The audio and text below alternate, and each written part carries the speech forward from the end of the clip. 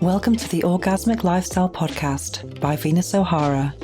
I'm here to welcome you into the world of orgasmic living by hosting experts to discuss orgasmic topics such as nutrition, spirituality, personal development, sexuality, and much more.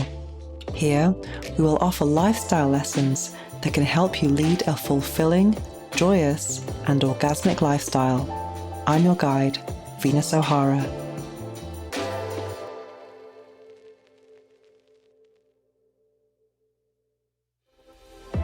Welcome to the 44th episode of the Orgasmic Lifestyle Podcast by Venus O'Hara. In this new moon episode, I'll be discussing honest sex, and we'll be speaking with Shana James, relationship coach specializing in post-divorce, and she's the author of the book Honest Sex. Then I'll be discussing the book I'm reading now, which is Wheels of Life by Anodea Judith, PhD. And finally, we'll be experiencing a guided meditation with affirmations for sacred sexuality.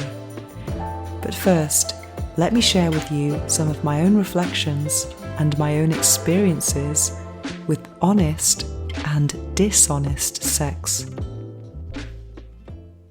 How can we communicate our sexual tastes to our partners without feeling that it's unsexy, without feeling that it could be offensive to them, because it could be like saying that you don't like what they do? How can we do it in a way that doesn't feel embarrassing for us? People say that communication is so important for good sex, and that's definitely true.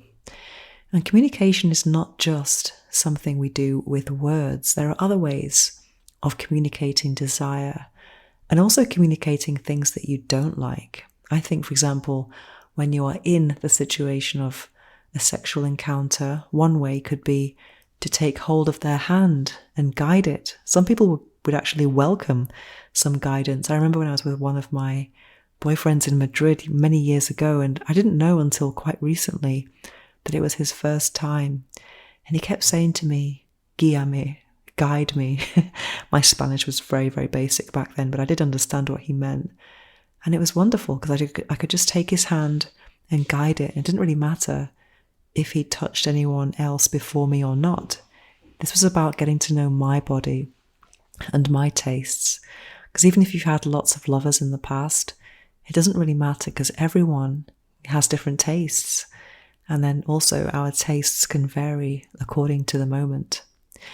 I really believe that the vanilla community could learn a lot from the BDSM and polyamorous communities, where they talk about things a lot more. It's all about the consent. Consent is has much more importance. And so do tastes. I remember many years ago when I went to accompany a professional dominatrix. She had a slave arrive, and I was doing it for a newspaper article. And anyway, she was telling me about all the protocols that she has in place for when she has a submissive come to meet her. And it's kind of like a questionnaire where they know what they like, what they don't like, and what is kind of neutral, so that once she knows those limits, then she can kind of do what she wants and stay within those boundaries, and always, of course, establishing a safe word. So that's very, very important. Also, with polyamorous communities, I think that they do discuss things like consent a lot more, and boundaries and limits and things that they find acceptable or not. And I really believe that if you're not a part of the kink community or polyamorous community, we could actually learn a lot from those types of conversations to make our sex better. I think in the past I've also been guilty of this. I've been guilty of just believing in flow and thinking that flow was enough, and that if everything kind of just flowed naturally, that was a sign of it working. And if it didn't flow naturally, that was a sign that it just wasn't working.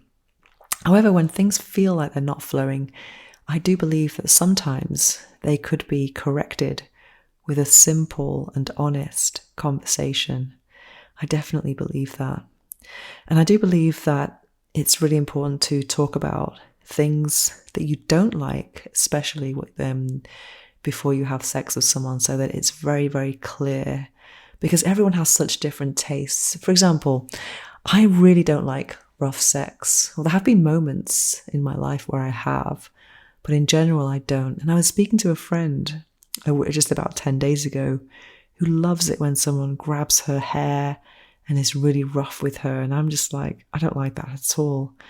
The kind of sex that I desire, I read in the book Honest Sex, which was written by our interview guest today, Shana James. When I read this book, I was thinking, oh my God, this is kind of frustrating, but enjoying it. How do you say it? I was enjoying it at the same time. I was kind of seeing my own desire written on someone else's pages. And I'm going to read 2 paragraphs to you that describes the kind of sex, or how I see sex, and about the kind of sex that I would like to experience. Sex is not just genital contact or a physical act. We enter into a relational space where we can access the fullness of our senses, the depth of our hearts, and even the permeability of our souls. Each experience can be uniquely healing, transformative, and meaningful. As we release the pressure we put on ourselves and stop trying to do it right, we can revel in the delight of our senses. We can explore the emotional, energetic, and transcendent dynamics that excite us. Beyond the genetic imperative to pass on our genes, sex becomes a kind of play, a way to experience pleasure, intimacy, release, connection, aliveness, fascination, and novelty. Many people miss out on the richness and discovery of honest intimacy and sex because they have a limited sense of what is possible, and because of the fear of being rejected when we share our vulnerable truths. Wow, that's so hot. I think that sharing our vulnerable truths is also very, very, very hot. I think it's good to discuss these things in detail before you're intimate with someone, if you can. And sometimes people just never share their vulnerable truths with their partners. I have so many people write to me telling me that they are foot fetishists or different kind of fetishists, and they've never told their partner. Whereas if I was with someone who was a secret foot fetishist, I would be thinking, where are my massages? Where are my pedicures? You know, I think I would like to enjoy that side of them and wonder why and what it was exactly that triggered that type of response. I would just be very, very intrigued by it. There's far too much shame around sexuality. And something that's really been bothering me lately about sexuality and the kind of sex I want as opposed to the kind of sex I have on offer is that I recently met someone who said they were into all of the same things that I was in terms of sacred sexuality, a sexuality that transcends the physical, something that's a spiritual experience. And even though people might be into spiritual sex, it doesn't really mean that you are going to have that experience with them. That's something I've noticed. Anyway, with this person, it wasn't spiritual at all. It was more the spiritual sensation or experience. It was something that I was living within myself. And we were just kind of borrowing each other's bodies. Anyway, in our union, it was very, very, how would I say, our bodies fit together like a jigsaw. And there was lots of hugging and kissing. But it got to a point where there was some interference I could see from porn. And I'm so not into porn. I'm kind of, if anything, I'm anti-porn. And I think when I think of porn, I think of really rough sex. I think of degradation. And I think of things that that could possibly or should be defined as BDSM, but they're not. They've become part of the mainstream. And with this guy, he kind of like was pulling my hair far too much, and I was saying no, trying to kind of like get his hand away. It wasn't right. It wasn't like it was forceful. It was the gesture. We were kind of like getting into a space of, let's say, subtle humiliation. Even though we'd had a conversation before this, and I was telling him I wasn't into that at all. That's something, even though I've had many BDSM experiences, when I dabble with submission, even if I'm the dom or the sub, there's no way that I'm interested in any type of humiliation. And I just do feel that what he was doing to me was kind of like getting into those kind of areas.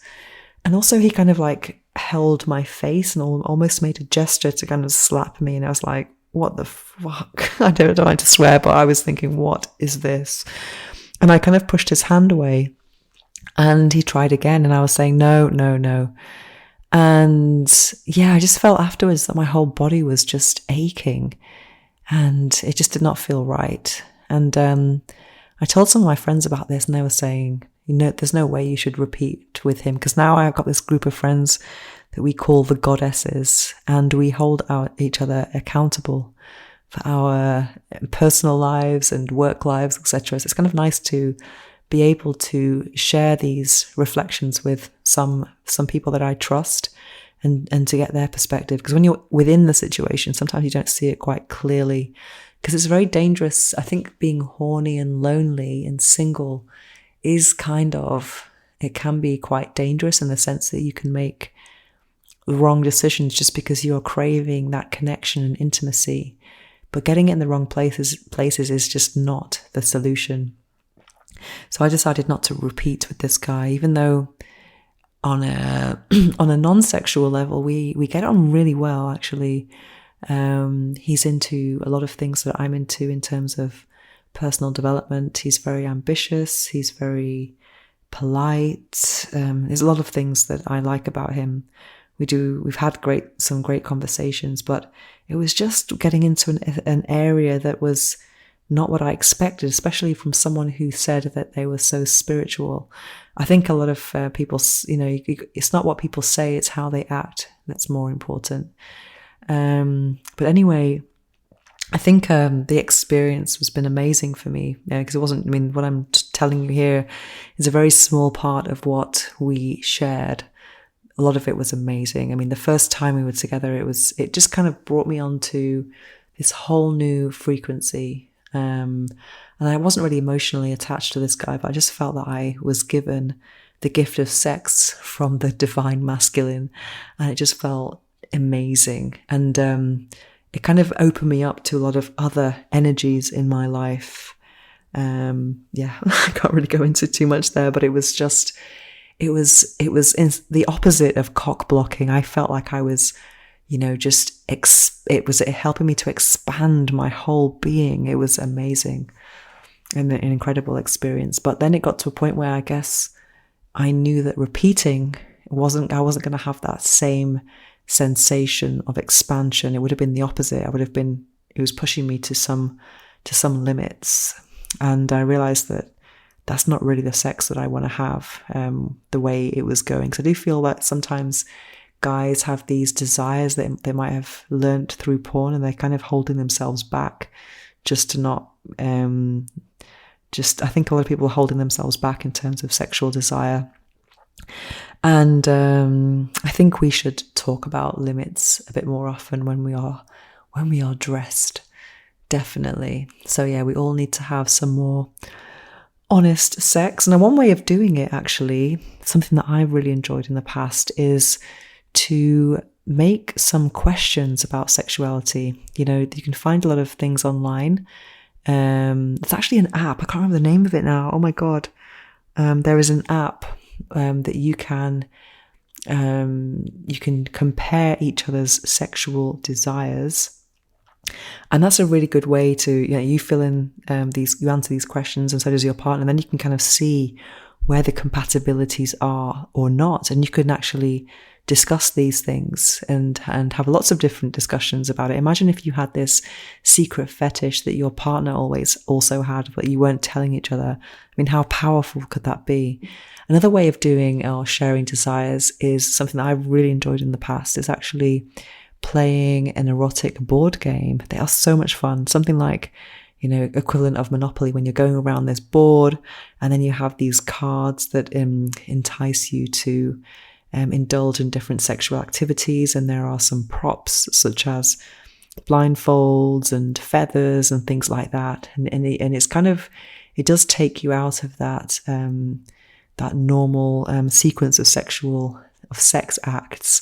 Because normally most sexual experiences do just boil down to kiss, caress, undress, optional oral sex, and penetration. So doing something like a game can take you out of that, where someone external, i.e. the game, is actually dictating what's happening. Of course, you are both consenting to it.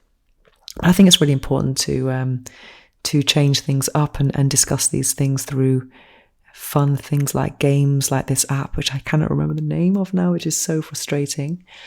And if you keep on listening to this, I'm going to find out, and you will know by the time I share the book review, which is just after the interview. So keep listening. I will find out. And board games, I really think it's important to share those things and as much conversation as possible, so that when you do end up in an intimate situation, you're going to really enjoy it. Now it's time for this episode's interview. We'll be speaking with Shana James, relationship coach specializing in post-divorce and the author of Honest Sex. Shana, welcome to the Orgasmic Lifestyle Podcast, and thank you so much for taking part in this interview today. I'm very happy to have you here. You are a love and relationship coach and author of Honest Sex. For those who are unfamiliar with your work, could you tell us what you do? Yeah, that's a great question. It's always evolving in a way. I've been doing this for about 20 years, coaching people on their love lives and relationships, and often their leadership styles as well. And the recent book, Honest Sex, I've definitely been focusing a lot more on sex, but I think the way I tend to work with sex is everything around the physicality and the positions, right? It's like I work with the communication and the emotional dynamics and people knowing and loving themselves. And so I just love that deep work of people starting to know what they actually want, not from expectations or who they thought they should be, but from what is real and true for them.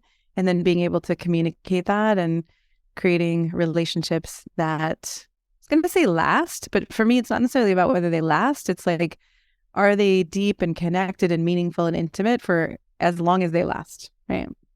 So when you mentioned leadership, is that related to sexuality as well, to relationships as well?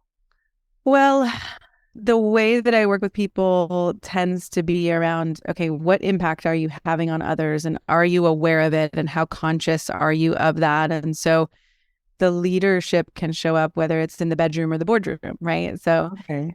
How much do people trust you and respect you and feel enrolled by you? And how genuine are you? And so, it looks very different in the boardroom and the bedroom, but a lot of the principles are actually the same. Oh, that's so interesting. The boardroom, the bedroom. Yeah. Okay, I saw your TED Talk, What 1,000 Men's Tears Reveal, and I saw your podcast is called Man Alive. So what inspired you to focus on men? Good question. So I was actually doing a master's in psychology and thinking I was going to work with women about 20 years ago. And then I was invited to participate in a workshop where I got to give honest and loving feedback to men.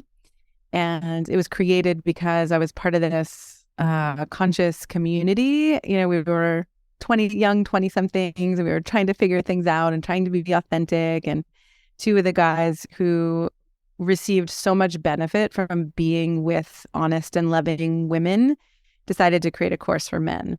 And so they invited us to be part of a team to give this feedback, for men to understand, like, what is happening with women? If you have blind spots or if you're not having the results you want with women, then why is this happening? And a lot of women, I think, we don't have any obligation to someone we go on a date with to say, when you talked about something this way, that's when I got turned off, or this is the part that broke my trust, or this is where I'm not attracted to you, but if it was this way, I would be attracted to you, right? So it's like out in the world, women don't necessarily give that information, or they can't. Sometimes it's more just like, I'm not feeling it, and I can't quite put words to it, but I'm not feeling it.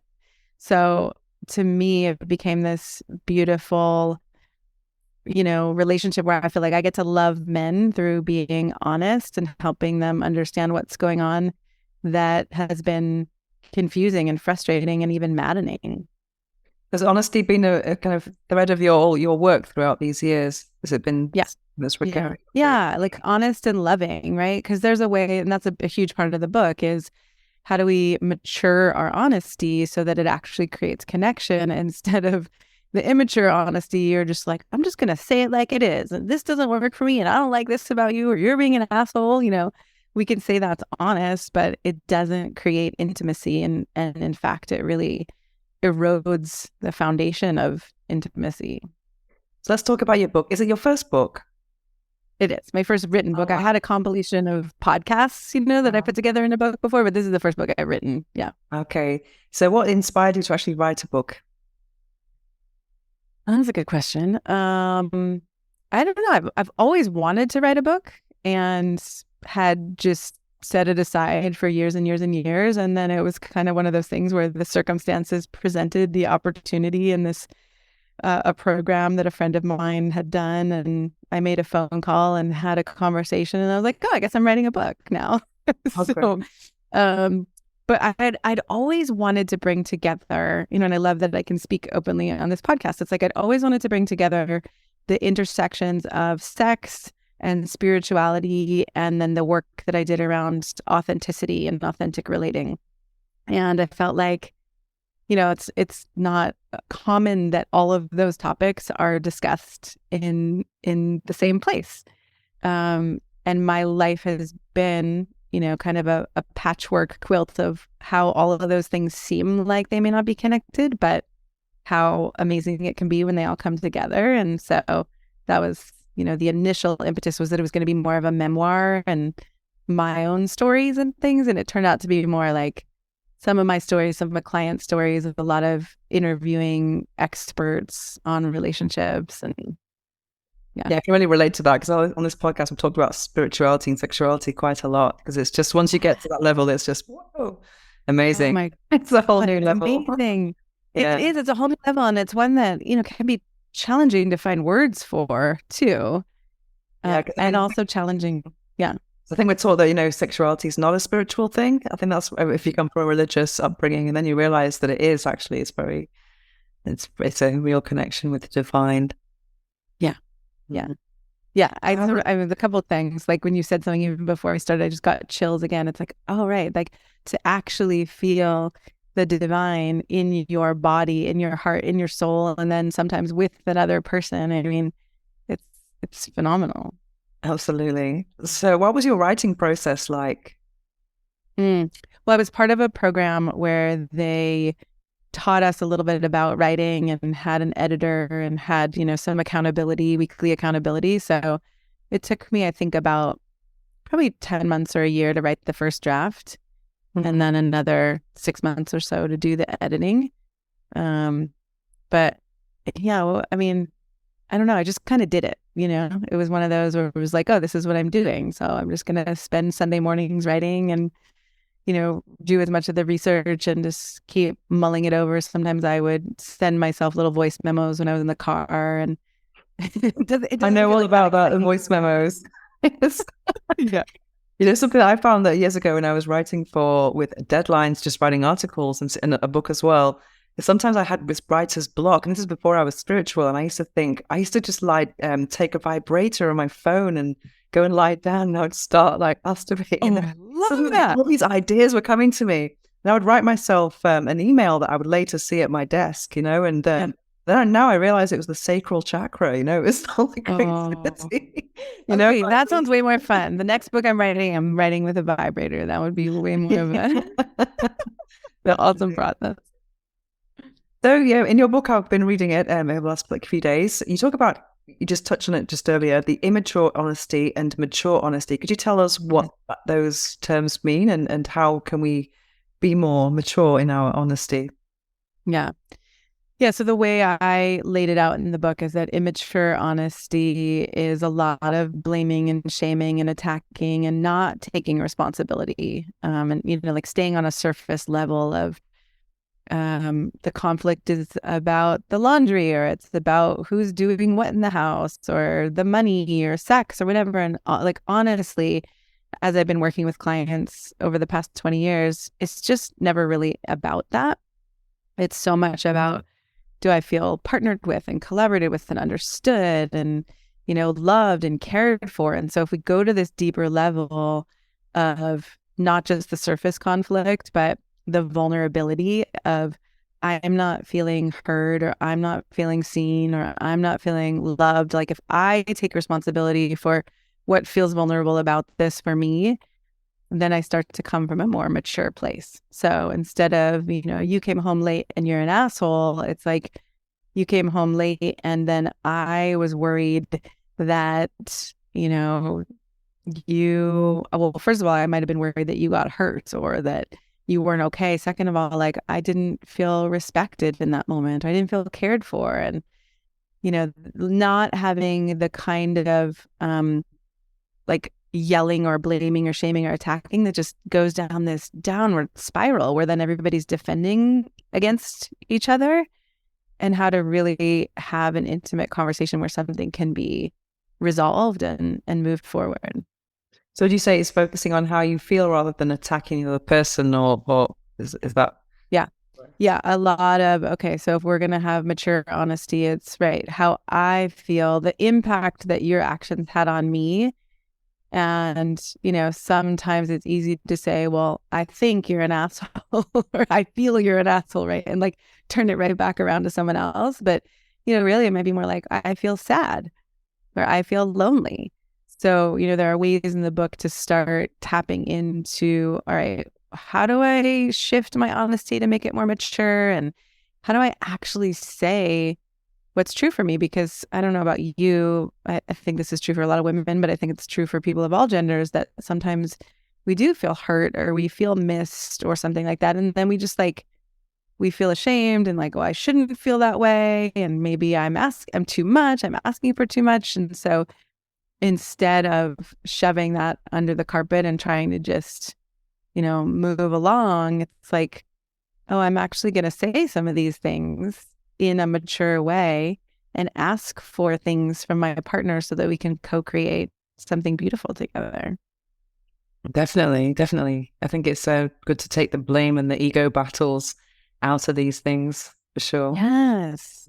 And it's so easy. I mean, I'm divorced about 10 years ago, and we had a lot of ego battles and a lot of me not feeling worthy. And so then I would, emotionally just be more volatile or explosive. And I really committed after my marriage ended that I was not going to speak. Like in a conflict, I wasn't going to speak until I could say something that would forward the situation instead of taking it down that downward spiral. And, I'm not always perfect, but I'm kind of amazed at how, if we don't give ourselves permission to blame and shame and attack, then we have to actually stop and pause and digest and, bring something that actually is more mindful. And I think if I can do it, I know other people can do it too. Yeah, it takes a lot to kind of admit that you're maybe wrong in some ways. And because I remember when I look back at my relationships, I think how high maintenance I was. I was always pointing the finger. And then with time and experience, I've kind of seen or acknowledged my own part of it. And it takes time at least.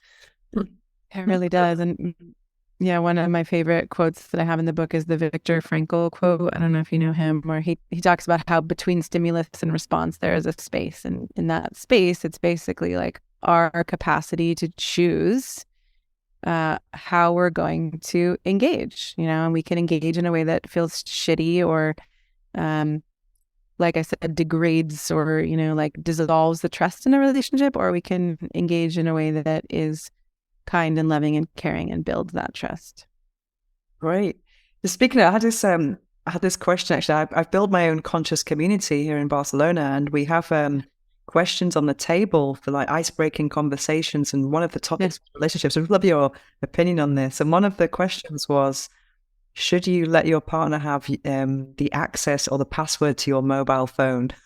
And it was interesting, all these different opinions, because some people who had, let's say, families and children, they said they needed it for kind of safety purposes. But then other people were saying, but someone could access your messages from your best friend who was telling something in confidence. Right. So is this, and also from bank fraud. I mean, if someone else has access to your phone, there's a whole.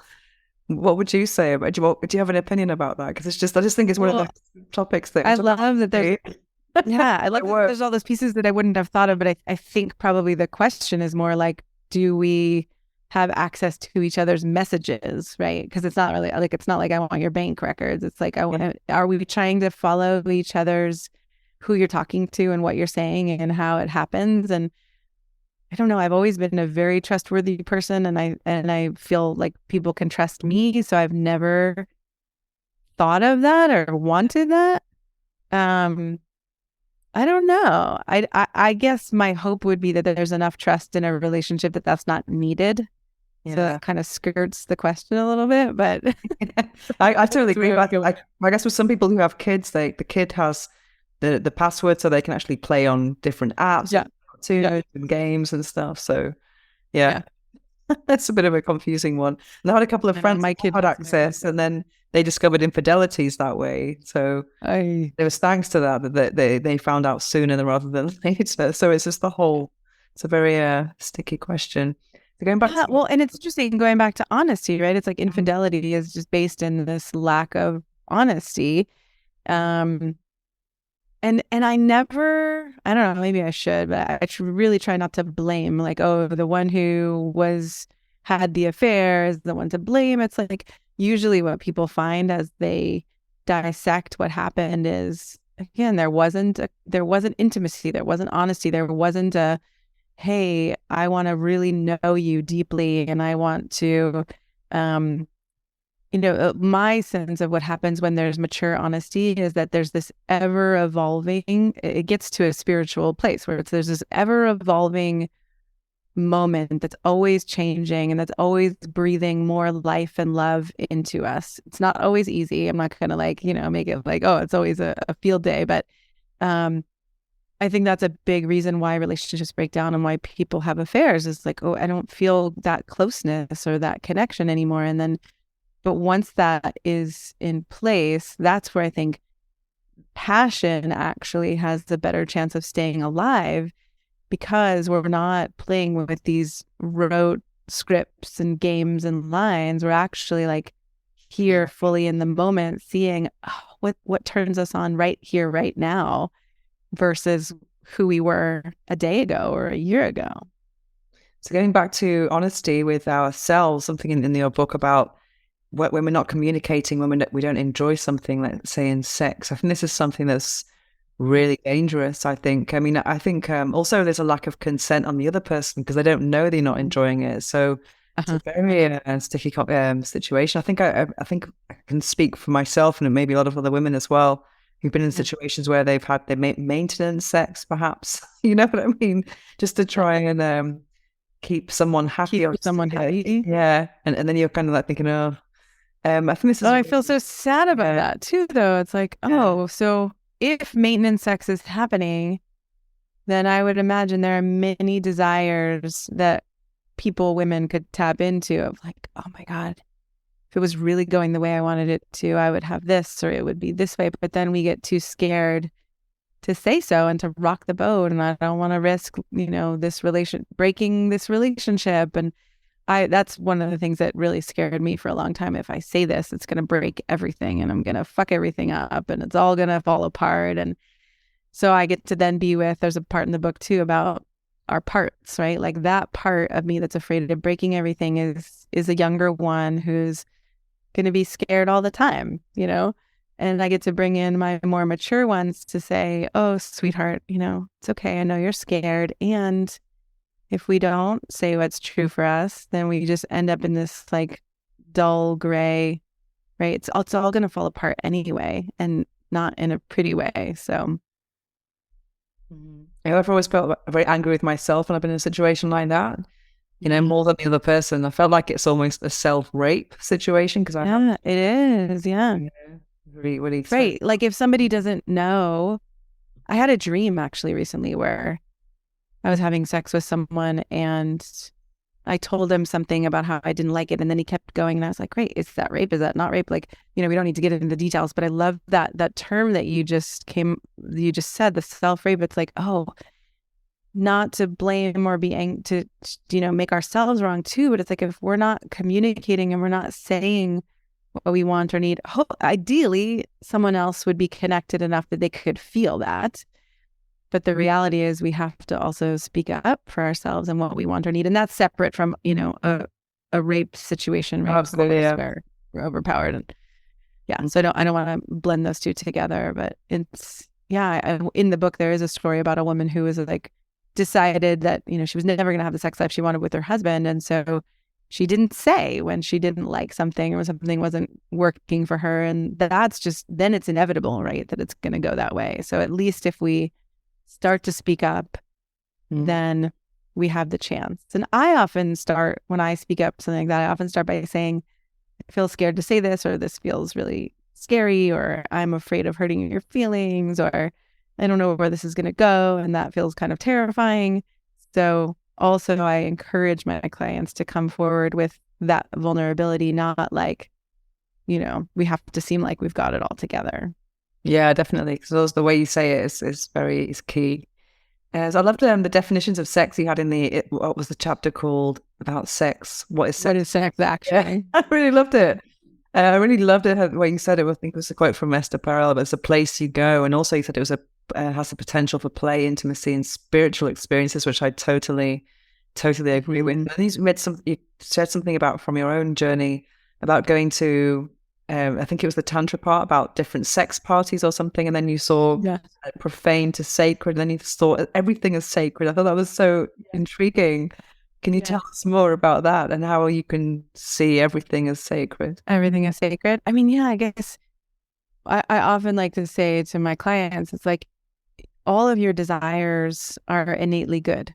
Right. Some of them you may act out, some of them you may not, right? You may even have desires that don't involve consent and you may realize, okay, I'm not going to act that one out, or I could play it out with consent, but I just like innately, none of our desires are bad as long as we have a willing or wanting, mature partner who's there with us. So I think the sacredness comes in when we recognize, a lot of the shame that we've held about what we want or what we like doesn't actually have to come into the picture. Now it usually does, and it slips in some way or another. And then it can be really sacred to stop in the middle of an experience and say like, whoa, I just got hit with a wave of shame, or, I just dissociated because I felt scared, and like to actually be with that together as partners to me is where it's at. Because then, it can seem like, oh no, we're derailed and we're not having sex. And, but usually it comes back in such a deeper way. There's a chapter also, the myth of happy sex. And where I talk about an experience with a partner where I wasn't really there. I was kind of checked out, and he was like, what's going on? Where are you? And as he asked me, I realized that I had been to a funeral that day, and I was just still in this grief. But I was trying, because we only saw each other once a week, and it was like, if we don't have sex now, we're not, so I was like, okay, I'm on board. I'm going to try this. But he, to his credit, really noticed, like, you're not quite here.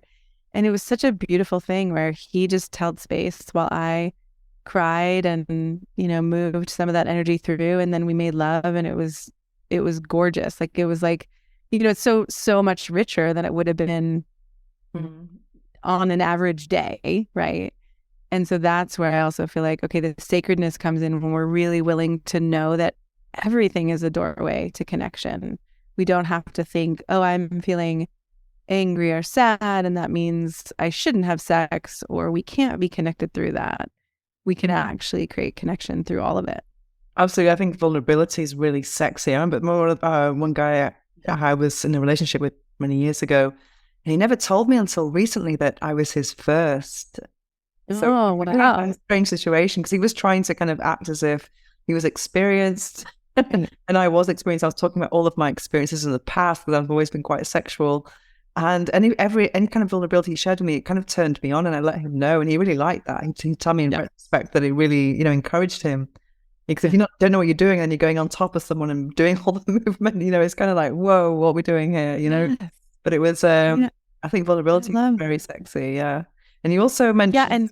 Oh, sorry. I was going to say, like, I encourage people to be vulnerable. And a lot of men, especially, they say, like, yeah, I don't want to show that I don't have experience or that I don't know what I'm doing. And I often say, like, willingness is way higher, in my book. Like, I would rather someone be willing to get to know my body specifically on each day of the month, than like come in with, oh, I'm this crazy tantric lover and I know exactly what I'm doing, but not really be willing to know me, so I think vulnerability is beautiful, and it can be really challenging for people when they are afraid they're not going to be loved or seen as attractive anymore. And so I think it's a lot of the work I do with my clients, especially the men, is to create a safe space for them to start to be vulnerable and know, oh, I'm still loved and cared for. Yeah, actually, there's some. You mentioned this book as well, which I love. This book, The Art of Sexual. Oh yeah, seriously love it.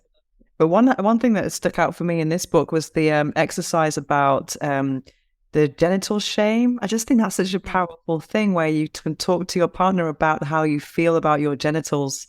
Because I think there's a lot of pressure also for men and women, from the porn industry, and I think people have felt that inadequate or somehow, or that moment of just taking off your underwear. It's not like, hey, check it out. It's like, hide under the duvet, So I think this is a really powerful when you can share all of that stuff with someone really hot. Yeah.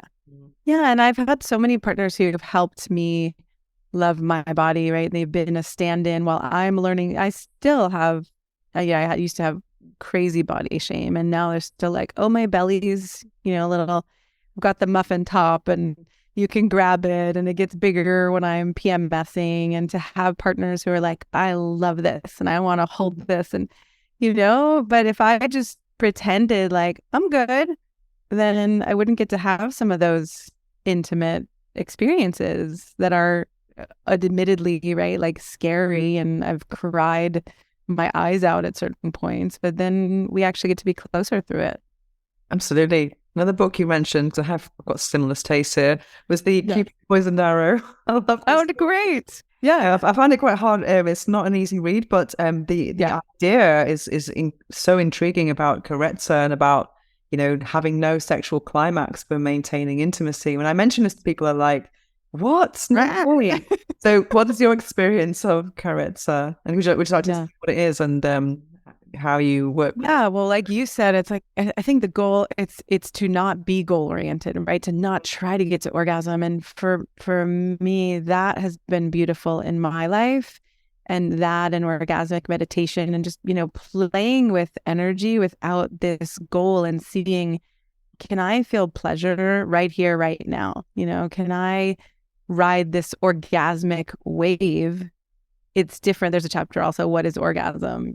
Because we think, oh, it's this like peak and drop, and we can have these rolling waves of orgasmic energy, and men can climax without ejaculating, and women can have, like, there's so many things that can happen. So I think Carezza is often a doorway for people to slow down and actually, feel each other and not be trying to get somewhere. So my definition of sex really shifts from a goal orientation to a pleasure orientation. And I think Carezza can be a powerful way to make that happen. And I used to think when I learned a new tool like that, like now that's the right way to have sex, or that's the only way to have sex. And now I'm like, oh, come on. We can have sex in all different ways. And adding variety, I think, is also really helpful for couples. I loved that paragraph about the couple kind of getting it on with the clothes on and not doing anything. Was that the caressa part? It was just so hot. Yeah, that was just so funny. Okay, I'm just gonna like say little secret, like that was actually me and my partner. Ooh. And in that chapter, I was like, oh, there's too much of me here. So now your people will know and nobody else is gonna know, or maybe it'll get out. But that wasn't caressa. That was just more of like hey, we are gonna go to bed together, and then we're gonna see what happens and where the energy takes us. And that does take some form of one person kind of leading, at least for a moment, or kind of leading and following and playing with breath and playing with energy. But again, like, right, most people don't have that kind of sex life. It's like, oh, we should go to bed, we should get naked, this is how it happens. And so I love the tantric way too, where we just start breathing and start looking into each other's eyes and start seeing what energy is here, and knowing whether we cuddle, whether we massage each other, whether we just breathe together, like all of that can be insanely pleasurable and connecting. Definitely. Another book you mentioned, who's actually my first guest on this podcast, was Dr. Laurie Mentz. Oh, amazing. Yeah, she's the first interview that I did. It was amazing. This book is incredible as well. I think it was in the part about orgasm and meditation. Was that correct? In your book you mentioned? Well, I think orgasmic meditation didn't, for me, that came from experience. I think becoming cliterate was more around, men learning, and the orgasm gap, right? That women are having fewer orgasms with men than they are by themselves and with other women. And so to really see what's going on there and how to learn a woman's body. Yes, I think it's also, there's too much pressure to have an orgasm, especially male orgasm. I think it's like that big rush when penetration starts. It seems to kind of be very monotonous. That's a bit, and then chasing that orgasm and then doing different positions. And it's just like, we're both in different worlds. It's going to be over yet. And if you stop something, it can be, the whole thing is deemed a failure, because you've stopped it, or, it isn't that communication there. That's what I think. Right. And if you change the context of, oh, this is play and we're going to have peaks and valleys and it's going to, kind of, no pun intended, is like, we're going to come and we're going to go and we're going to, like, it's like, I think that one of the issues that people can feel this kind of scarcity, if someone isn't really excited about sex or there hasn't been a lot of turn on in the relationship, it's like, oh, well, if we stop now or if we pause now, then maybe it'll never come back. Or it feels like it's like we have to ride that edge so, tightly, otherwise we're going to lose this. But I think often when couples let themselves slow down and really start to get to know each other and start exploring, like, what happens when I touch your arm for 5 minutes and we're not going to have sex, intercourse, or I'm not going to touch your genitals this time. We're going to have sex. And it's almost like, oh, it's so frustrating. Even though I didn't want to have sex with you last night, now that we're touching each other and we can't have sex, now I want to. Or, right, just getting to play and explore and know each other's bodies. I think it's not very common for people.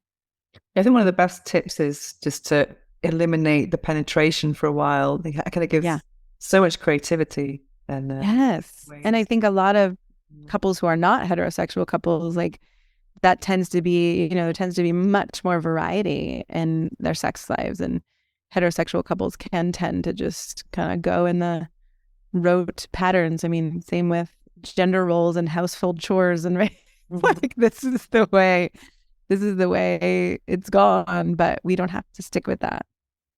Also, something, go back to the Tantra part, you talked about yoni massage and linga massage. Can you talk, when it's not about having an orgasm, what are the benefits of that, of those types of massages?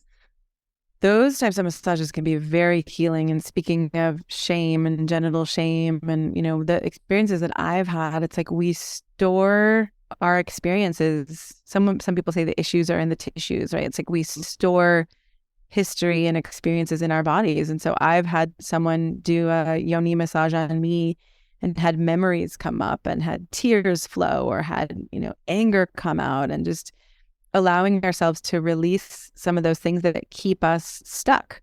Because usually if we're feeling some kind of stuckness with a partner in the moment, it's not just because of this moment right here and now, right? If we're ultimately really present in this moment right here and right now, there might be something that doesn't feel good or we don't feel connected, but it's not like it doesn't have that intense weight of years of being missed, or that experience that we had in our first sexual experience where, I relate to when I was in high school. I had sex in ways that I didn't really want to, and I didn't know my body was sacred. It was just kind of this thing that people were doing, and I was turned on and excited, but I also feel like I didn't treat my body as well as I would have loved to. So sometimes that can come up now, and it's like, oh, he's doing that thing that men have done since the very beginning, and the reality is he's doing whatever he's doing, and I'm bringing so much to that history and that pain. So the yoni massage and the lingam massage can be a really powerful way to release that energy and free ourselves of what we've been holding on to. Also a great way to explore new ways of touching the area that are not about stimulation. Because I've seen I've been to some workshops with the lingam massages. It's just incredible, all the different ways. I've actually received a few professional tantric massages here in Barcelona, and I was like amazed by the different ways to touch breasts and even like the vulva without that no one has ever done before, kind of drawing the triangles, like, wow, that's so hot. Or even just around the vulva, which no one would do that to you. They're just kind of going for the clit and just like rubbing, you know what I mean? But I mean, to kind of draw this imaginary bikini is just so exciting. This is oh, I like that. Yeah, it's just and also I remember feeling like I didn't know that my ankles were erogenous, because every single part of you can just be erogenous. Yeah, it's so amazing. Even your neck and your head. These are areas that just don't get enough attention, All of it. I mean, that's why I think in that I really got through practicing orgasmic meditation and sensitizing my body and kind of being able to slow down enough to feel sensation and pleasure, whether it's the wind blowing through my hair or whether it's like somebody looking into my eyes and recognizing, oh, we have an energetic body as well as a physical body. And so if I feel someone's love or attention on me, like that can make me orgasm because, I've practiced opening to all of those sensations. Like it sounds like you have as well. And so there's just, again, there's so much more when I think about what is sex actually. Like I don't have it that it has to have genital penetration. It could be we are sitting together, facing each other, looking into each other's eyes and breathing energy together. And we're not actually even physically touching. And that can be insanely pleasurable on a sexual level. That I consider sex, Definitely. So a few quick questions. What's the book that changed your life? Oh, what's the book that, oh my God. I mean, I definitely read a lot. So many. I mean, the Viktor Frankl book, A Man's Search for Meaning, was very powerful for me. And to see that someone can come through, he was a Holocaust survivor, and to see that he can come through such a dark, right on the edge of death experience and actually find meaning and hope again, that has deeply moved me for sure. Anything related to sexuality that you find? That was not related to sex. No, I mean, all the books people tell me, they're all about, a lot of them are spirituality or life-changing books in general, because I'm always looking to read, so I know new things on my list, so it's always good. Is there anything that really you found particularly? Yeah, I remember reading Blue Truth by David Data, and I have mixed feelings about him and his work. I think it can be really challenging and people can kind of shame themselves, even though it's intended to free people. But I remember reading Blue Truth many years ago and just feeling the depth of what is possible and the sacredness of connection that's possible. Okay, I've not read any of his stuff. Any series or that you like? Like a series of books? Like Netflix or anything like that? Because I'm not a huge things.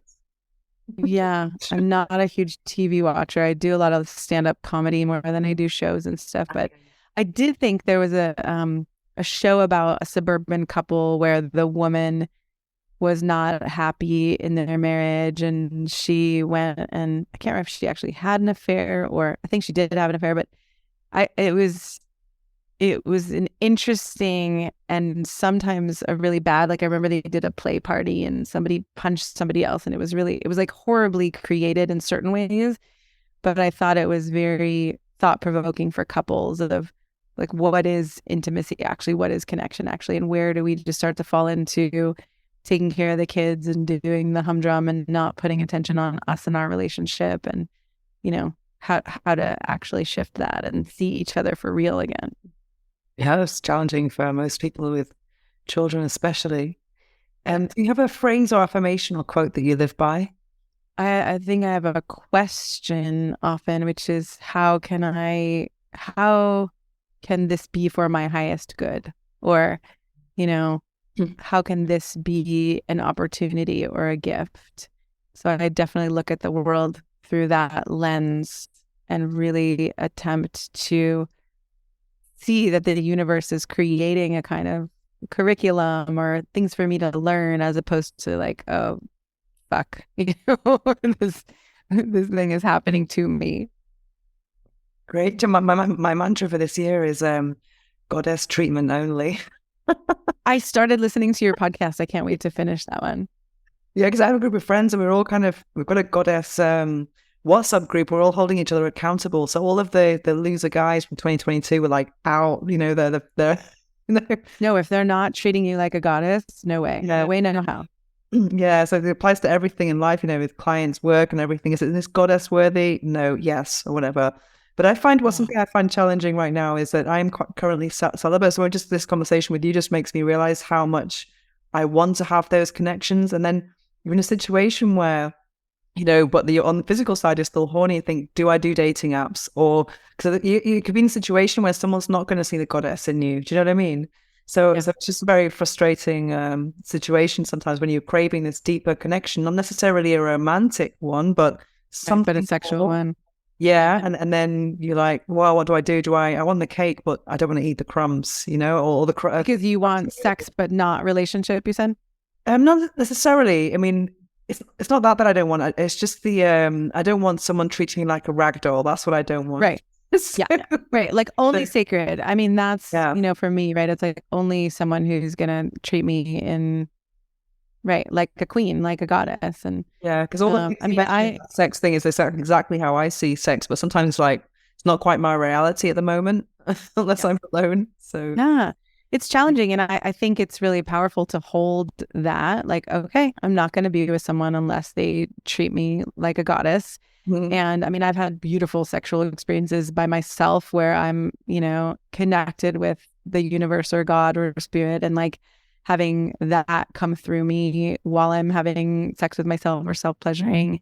And then I don't know, what I've found is that as I got more clear about putting out in the world, like, this is who I am and these are the kinds of experiences I want to have, then I've often had men show up, even if it wasn't a long-term relationship, but it was like they showed up in the context of, oh, it's deep, it's real, it's respectful, it's sacred. So I'm holding that for you, that can happen for you. Absolutely. Great. So where can people find you? Probably the best place is to go to my website, shanajamescoaching.com, and Shana is SHANA. And if you add a /honest-sex, you'll be taken to the book page where you can, learn more about honest sex. You can get a free chapter of honest sex. You can buy honest sex, whatever you want to do. And then, you'll find a whole bunch of other resources on my webpage, including my TEDx talk, like you said, the What 1,000 Men's Tears Reveal about the crisis between men and women. And I think that's a really good one for people of all genders to see. Excellent. Well, Shana James, thank you so much for taking part in this interview. It's been a pleasure. Thank you. Thank you so much for having me. The book I'm reading now is Wheels of Life, the classic guide to the chakra system, from Anodea Judith, PhD. This is an international bestseller with over 300,000 copies sold. I read this for the first time during the pandemic. It was during the spring, actually. I used to have my orgasmic breakfast, and then I would sit on my balcony in the sun and read a chapter a day. And the chapters was kind of according to the chakras. So I was reading one day, it was all root chakra, and the next day sacral chakra, and the next one solar plexus. So I was really having this journey through the chakras. And whilst I was reading, I was listening to some binaural beats, some music that had frequencies that were related to those chakras. So I felt like I was immersing myself in a chakra per day. It was amazing. And within each chapter, you can find so much information around the specific chakra in question. For example, about the element, and there is a meditation at the beginning for each chakra, and then it talks about the you can see what it means, the location, the element, the function, inner state, and what malfunction of that chakra would be, the color, vowel sounds, also the crystals associated with it, and the yoga path, and symbols, and Hindu deities, and also some yoga position asanas as well.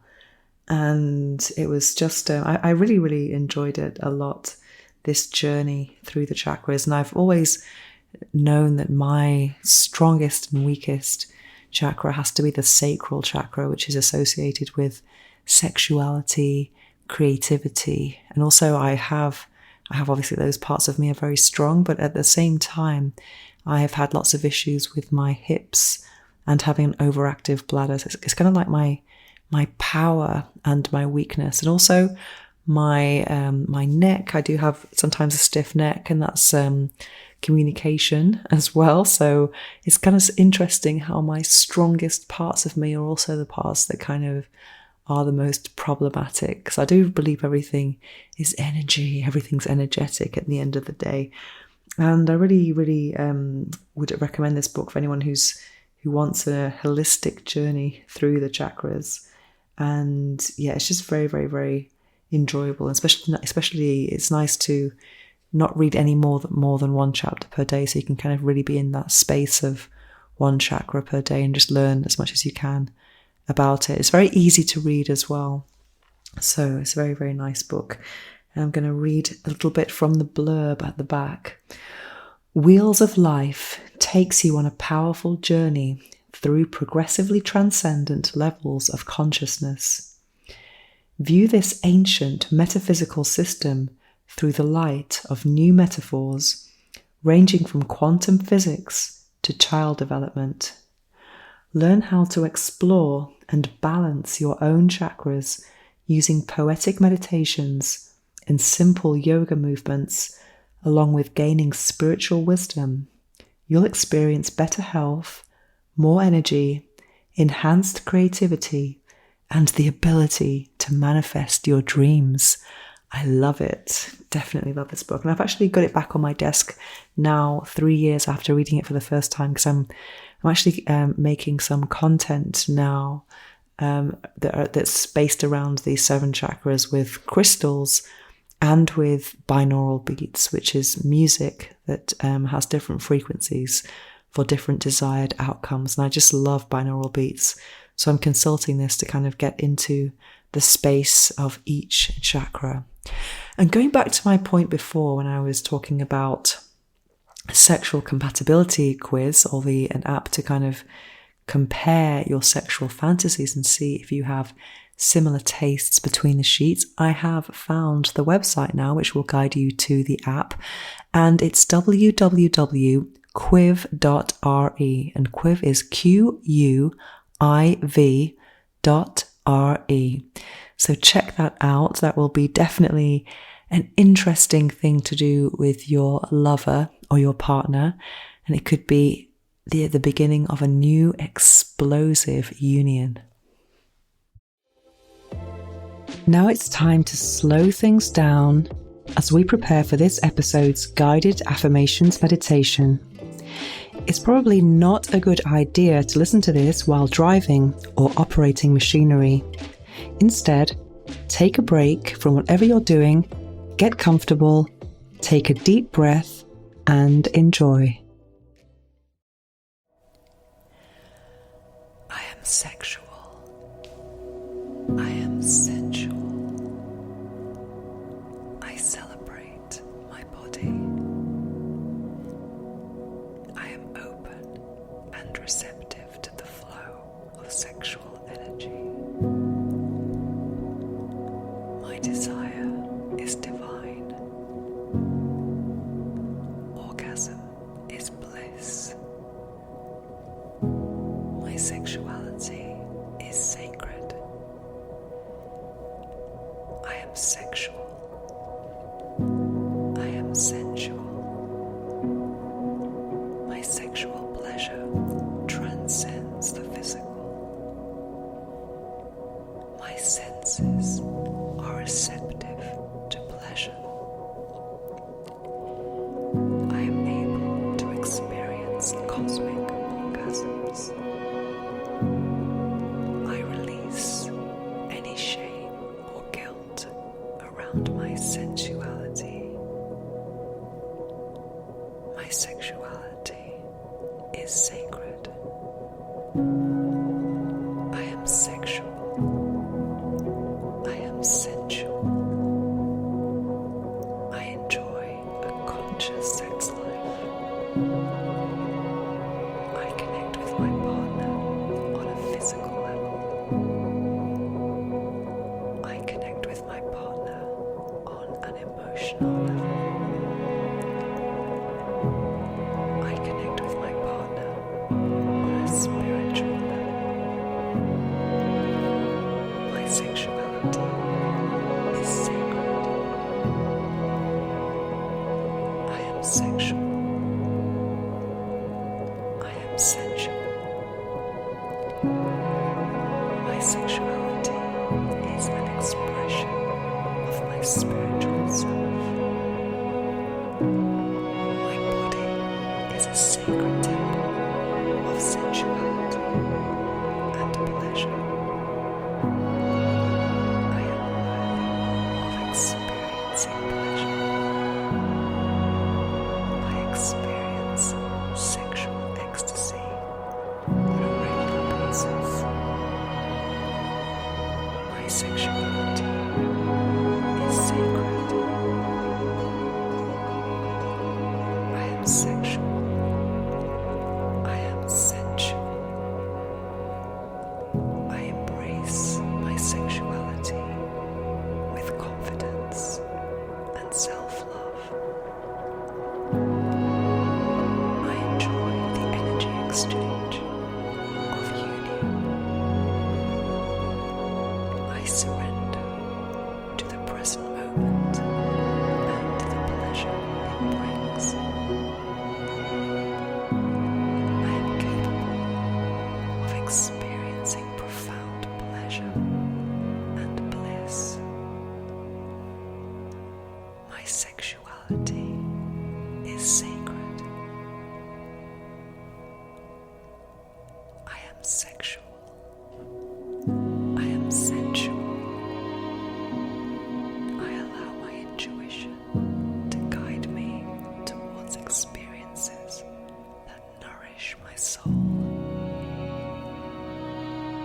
I am deserving of deep and fulfilling intimacy.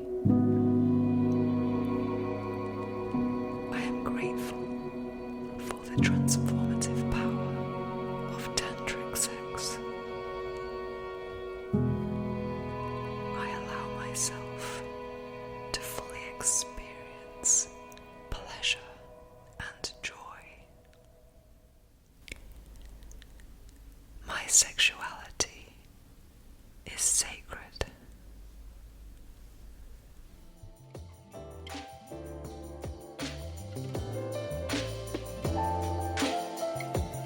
To find out more about me and my orgasmic lifestyle, visit venusohara.org or follow me on Instagram at instagram.com/venusohara. Make sure to search for the Orgasmic Lifestyle Podcast by Venus O'Hara in Apple Podcasts, Spotify, and Google Podcasts, or anywhere else podcasts are found.